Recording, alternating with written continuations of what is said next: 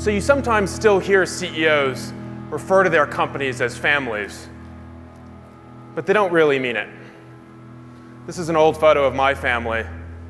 I'm in the bow tie, and it would be unthinkable for my dad to sit me down as a kid and say, "We're sorry, Ben, there's no longer a place for you in the Casnochas. Your table setting skills are doing nothing to deliver the kind of exceptional customer performance we're looking for.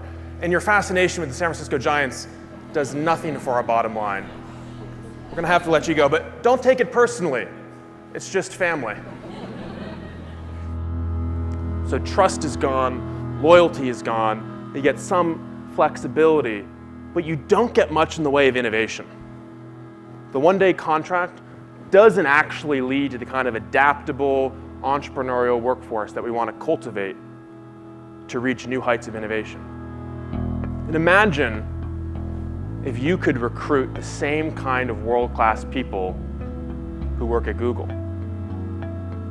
What if you could manage and cultivate an entrepreneurial energy in all of your people like is done at a Tesla?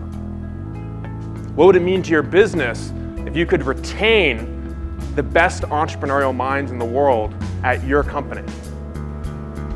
Well, to do those things, we believe you need to have an alliance framework. And within an alliance framework, you want to choreograph the progressive levels of commitment in the employer-employee relationship using a framework that we call tours of duty.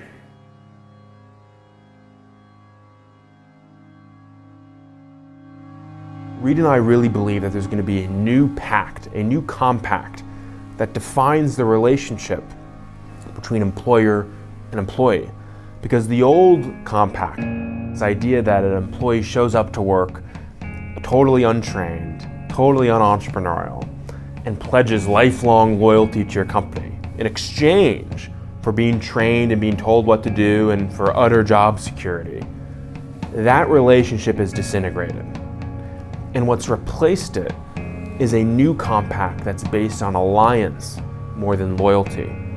It's an alliance that acknowledges that the creative, adaptive superstars that you want to hire in your company are going to have certain entrepreneurial inclinations that need to be cultivated, that need to be embraced, that need to be channeled to benefit your company. All right, if these people exhibit some of the same awesome entrepreneurial tendencies that my tech friends and I exhibit, shouldn't they be under this umbrella of entrepreneur too?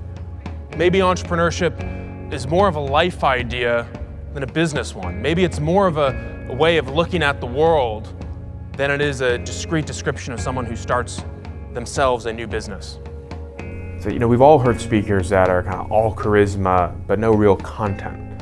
And I try to bridge those two worlds by both, inspiring an audience, trying to share some from my own personal journey and talk about why I'm optimistic about the future, but also share some real practical, specific, substantive ideas about how we can improve ourselves, improve our companies, and ultimately improve the world at large.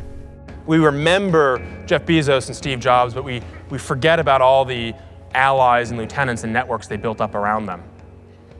In fact, entrepreneurs are killer networkers. They're amazing at building networks of people who can support the work they do. What is the mistake that most people make when they take risk? I think most people have a sense that risk is something you can avoid. In fact, you can't avoid risk. Every breakout career opportunity has risk. And so the real question is, how do you manage risk? How do you take? There's no guarantee.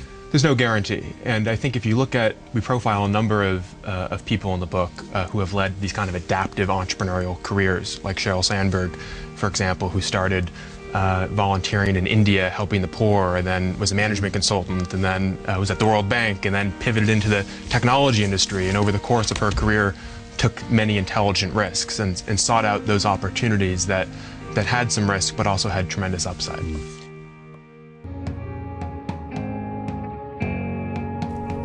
I'm not a full-time speaker.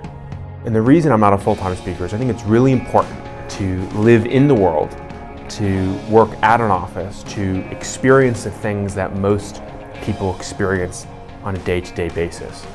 So that when you do show up to make a presentation and give a speech, you can speak in a way that resonates with people who live in the real world. Whether I'm speaking to 3,000 people in a huge convention center, or to a group of 4, uninspired college students, the goal is the same. If you can change the life of even one person, that has a ripple effect that can change the world. For entrepreneurs, impact is the drug of choice. And that's why if I can have an impact on even one person, that provides the ultimate satisfaction. It's why I do what I do.